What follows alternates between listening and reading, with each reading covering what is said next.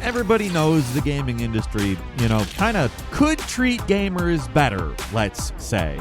Could definitely treat developers better and just be less stingy overall, but let's focus on the relationship with gamers. It can be fraught, it can be tense, but sometimes it gets to a point where gamers actually have to file lawsuits. Hi folks, it's Falcon, and today on gameranx, 10 times gamers had to sue for their rights. So this one's got a massive disclaimer here. Whenever we talk about legal stuff, we have to say this. It's pretty standard, but I'm not a legal expert. I'm not a legal amateur. I'm just a bird reading stuff and then saying stuff about the stuff that I read. That is absolutely not an official legal position of any kind. So without any further ado, let's get into it. At number 10, Australia versus Valve. So back in 2014, the Australian Consumer Watchdog Agency, or the ACC, the ACCC, I should just say the name, the Australian Competition and Consumer Commission, ACC, sued Valve, the company behind the dominant digital marketplace for PC games, Steam, because they didn't offer refunds for digital games. Now, these days, we know Steam has a pretty solid refund policy. Being able to refund a game, no questions asked, as long as you play it for under 2 hours and refund it in less than 2 weeks, is a pretty good policy. But in 2014, that policy was not in place. It actually wasn't until 2015 that Valve amended their subscriber agreement to change how refunds worked on the platform. In other countries, Steam was fine with having basically no refund system at all. Before 2015, you could sometimes get a refund if customer support was feeling generous, but it was an annoying and inconsistent process that involved contacting somebody, at Valve, which is a big company in terms of revenue and impact, but a small company in terms of number of people. In 2011, they employed about 250 people, and by 2021, it was 336, which is a relatively small company, and I sincerely doubt that the majority of them are in customer service. Frankly, tiny staff for the worldwide gaming platform. It was smaller back in 2014 when this lawsuit happened, but it was still the biggest PC gaming storefront and platform in 2014. The lawsuit wasn't resolved until 2016, and the actual payout was pretty pitiful. Valve was only fined $2.3 million, but the ultimate effect of the lawsuit was that Valve had to offer some form of refund for their games, which is good. You can thank the Australians for that policy, because although the change happened in 2015, a year before the lawsuit was resolved, usually in these types of lawsuits, the change that would be forced on the company usually happens before the lawsuit is resolved, mostly because it weakens the case against them and lowers their ultimate potential liability. Probably a contributing factor in the small fine, relatively speaking. I mean, I would obviously like $2.3 million, but for Valve, that's nothing. They were worth at least $4 billion years before this lawsuit even happened. And that kind of makes this stuff kind of confusing, but the timeline makes sense. Valve was sued in 2014, changed the policy in 2015, suit was resolved in 2016. The big question here is if Valve would offer refunds anyway, and in my opinion, they probably at least eventually were. But in order to lawfully operate in Australia and Korea, they would eventually have had to do that. It wouldn't have been out of the goodness of their hearts. But the lawsuit had effects beyond that. They did grant Australia, and only Australia, special privileges when it comes to refunding games on Steam. I don't know exactly how it works, but you can request a refund if a game is particularly bad or no longer functioning, even if the game is outside the usual refund window. If actually doing this is viable or something anyone even bothers with, I don't know. Now, were gamers behind this whole thing? Sort of. I mean, the ACC depends on consumer complaints to operate, so it's probable enough people contacted them about refunds on Steam that they acted. I can't confirm that. I don't know what actually happened, but it's possible, and I would argue even likely. I'm not so sure that the ACC would even know about Steam's refund policy without being contacted, so at the end of the day, nobody knows for certain, but it looks like Australia is responsible for Valve's newer and much better refund policy, and for my wallet, I am grateful. ACC! At number 9, a California man sued Sega over allegedly rigged arcade games. There's a lot of chicken and egg dilemma going on in gaming lawsuits. Like, did the lawsuit cause changes, or did developers and publishers make changes in preparation for an eventual lawsuit? Nintendo! Pal World! Nintendo! Except it's the other way around with Nintendo. Because of a lot of stuff with lawsuits done behind closed doors, it's kind of difficult to tell whether it was the chicken or egg. But all that really matters is something changed. In this case, it was for the better. You know those stupid Keymaster arcade games around? The ones that are claw grabbers, but worse. Because nobody ever wins because the stupid piece of plastic, they want to go into a hole. It doesn't matter. You're not going to get it in the hole, period. Well, back in 2021, a guy filed a class action lawsuit against Sega, claiming these machines are rigged and that while they appear to be skill-based games, they're actually games of chance, which is completely true.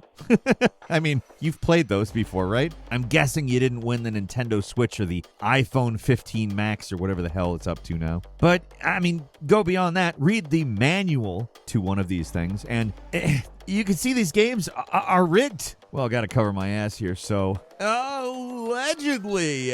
How they work is that the machine will not reward a prize until there have been a certain number of player attempts. The default is 700, but the owner can set it way higher than that. I don't know how the lawsuit eventually shook out, but we already know that lawsuits like this one caused Sega to change the machines and replace them with the prize locker machines, which they claim are completely skill-based, we promise this time. So basically, Sega knew these things were, as the lawsuit claimed, rigged, and that they were potentially in violation of state regulations on gambling, so they discontinued the machines. Now, you may not be able to purchase them from Sega anymore, but they're definitely still out there, tempting you with iPhones and PS5s that you will never in a million years actually win. But still, lawsuits like this one at least force Sega to pretend like they're cleaning up their act, and that's better than nothing. And number 8, mother and son sue Nintendo over stick drift. Remember stick drift? Trick question, of course you do, because it's still a problem. Joy-Cons still have crappy sticks that break way too often, but back in 2020, a mother and a son sued Nintendo in Northern California for $5 million for it. Their claim was the controller broke down in less than a year, and while Nintendo continues to offer free repairs, they haven't done enough to address the design flaws of the controllers. The lawsuit alleges that Nintendo is still selling these controllers at full price, well aware the product is defective, which is arguably true to this day. I only say arguably because the word defective is quite a strong word, but it's definitely still a problem. Nintendo's been targeted by multiple lawsuits over issues with Joy-Cons. You'd think something would happen because by all accounts these stupid controllers still start to drift way too often. There is an alternative, and just to be clear, all of these technologies are imperfect and drift can happen on any of them. But if Nintendo just implemented Hall effect joysticks and a little bit of a dead zone, I'm guessing nobody would see any drift. And they sell Joy-Cons for $79. And yet, nothing good has come of it. This particular lawsuit was dismissed, along with another class action lawsuit. Nintendo just continues to get away scot-free. Not everybody who tries to sue for the rights actually ends up winning, unfortunately. And most of the time they lose, even if the thing is very clearly real. And number 7 is a class action suit over Epic Games loot boxes. Here we go. You gotta bear with me on this one a little bit. The amount of lawsuits swirling around Epic Games and Fortnite, it's pretty absurd. There's a lot of them. It's kind of not easy to keep everything straight. If they're not about gaming addictions or predatory dark pattern stuff, then they're about loot boxes. Yeah. Oh, yeah. There's a lot of lawsuits against Fortnite's loot boxes, and they all kind of run together. There was a $26.5 million class action, the one that ended with valid claimants getting up to $50 in refunds or V-Bucks as a credit. It seems a little weird to let a company give out in-game currency that has no value in the real world, that encourages people to remain in the Fortnite ecosystem as a form of punishment to Epic, who owns Fortnite and its ecosystem. It's a weird form of punishment, but whatever. If Nintendo can give out vouchers as compensation for their anti-competitive monopolistic practices, sure, whatever. Give away V-Bucks, Epic. None of this matters. It's just an exciting new marketing opportunity. There's a Canadian class action where they had to pay a relatively minor $2.75 million, not of the V variety. It was for the same reasons. Obviously, $2.75 million is literal chump change when it comes to Fortnite. They made $1.8 billion in 2019 alone. $2.7 million is like $2.7 to these guys. But these lawsuits are painting a pretty clear picture that the world is turning on loot boxes, so Epic just dumped them in January of 2019. Sure, Epic released a statement saying they're just doing it for the fans. They're acknowledging that some people just don't like those darn loot boxes. But let's be serious. The legal pressures were mounting. Countries, not people, not class action lawsuits, countries were starting to take loot boxes pretty seriously as a, sneaky way to introduce and addict children to gambling. And the whole various world governments having a problem with it actually pretty much killed it. Stuff like gacha is more like a lateral turn. It's not exactly much better than loot boxes per se, but hey, a win is a win. And for the most part, loot boxes are dead, and lawsuits like these are what killed them. At number 6, Ubisoft was sued for shutting the crew down. In early 2024, Ubisoft shut off the servers powering the crew, an open-world driving game released back in 2014. Normally, there wouldn't be much to talk about. Like, game servers go down all the time, but this was different. It's high-profile enough to get some attention, like a lot of attention. And importantly, it's a game that's primarily single-player, but relies on a central server to keep it running. So shutting that server off, a single-player game could not be played anymore. Online-only games like this, where game makers just take it away whenever they want, it's been a mounting concern for the community, but the crew seems like a flashpoint of the entire, I guess, movement, if you want to call it that. The entire Stop Killing Games campaign started because Ubisoft shut down the crew, and this lawsuit's coming from a similar place. Not exactly the same place. At the time of the writing, I don't really know how this one's going to progress, or if it'll become a class action or whatever. Kind of too early to tell. What I do know is the direction they're going in with the lawsuit. Basically, they're piggybacking on the recent bill signed by California's governor, which requires companies to tell consumers they're buying a license, not a game. So,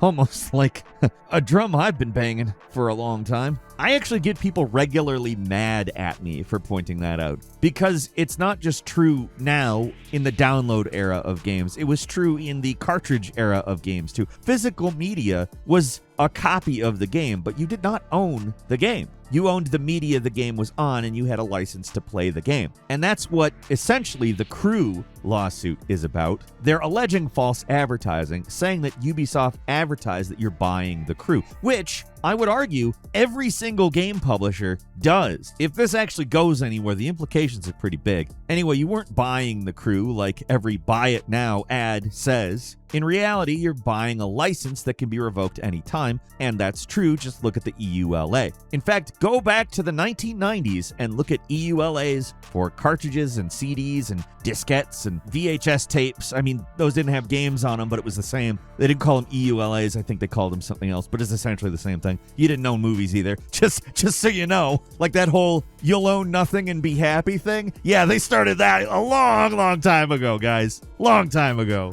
Essentially, every digital game we buy isn't something we actually own. It's actually insane when you think about it. So when you buy a game, it's essentially on borrowed time. Now, granted, to get those games back, the world would have to essentially go Starship Troopers. And I don't mean the bug part, I mean the managed democracy/fascism part. Haha, give me your hard drive, I'm revoking your license. But I own the hard drive. I don't care. A legally binding agreement that you entered into by simply playing the game says that I have ownership and therefore control over those files. So either you hand over that hard drive or I watch you delete them. But while a lawsuit like this could inspire companies to be more transparent about what you're actually getting when you buy a game, it's probably not going to change much, even if it is successful, and that's an open question. At best, the buy button will be replaced with a license button, and I don't even know if that's necessary. Like, legally, I'm pretty sure the buy button refers to the license, because you are buying the license. Man, I hate this issue. I hate it. It's so messed up. And on top of that, you still can't play the damn Crew.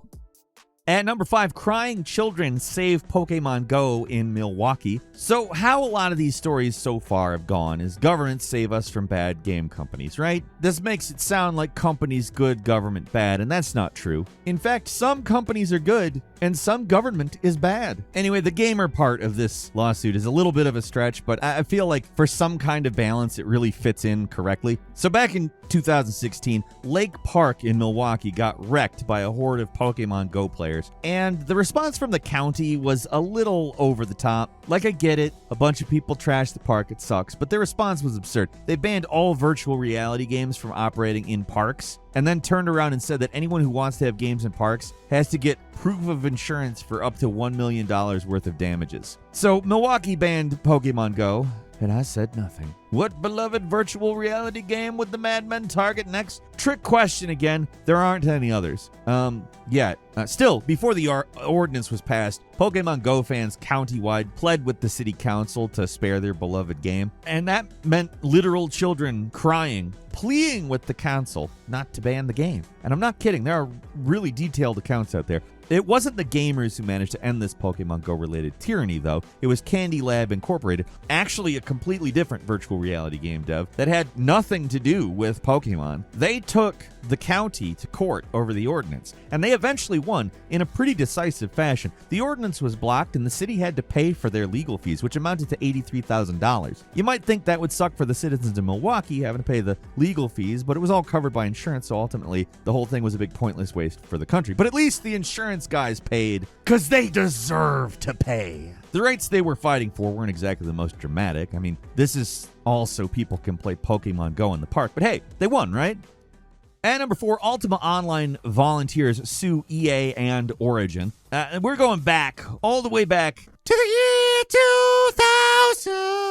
2000. So there's a court case then that ended up having pretty long-reaching ramifications for the entire industry. One of the first MMOs was Ultima Online. Like a lot of these games at the time, there was kind of a volunteer program in place meant to help new players and deal with in-game moderation. These volunteer players were called counselors. One in particular was named Catherine Rieb. She was the regional lead counselor, one of the top positions in the program. She was playing the game up to 40 hours a week, managing an entire team of counselors. And what did she get from all that work? A free Ultima Online subscription and $500 a month as a thank you for her service. She was nearly a full-time employee in all but name, but she was making way less than minimum wage for it. So she eventually sued. It took 4 years, but the lawsuit was eventually settled and checks were sent out to former counselors, at least as far as I can tell. The employment status thing is still a big problem in the industry, at least a hot-button issue. But it could have been a lot worse if the lawsuit didn't happen. Even before it was resolved, it had a chilling effect on the developer's use of unpaid or barely paid volunteer labor. I managed to find a blog from a guy named Hunter Walker who straight up confirms it. He was working for Second Life at the time and paying really close attention to the suite. And in general, it seems like the lawsuit made companies act a little more carefully at the time and in the future. The ultimate effect was that there's fewer volunteers and onboarding people in those games, which in some ways has made them worse, but ultimately it's better that people get paid for their hard work because these people really do a lot to make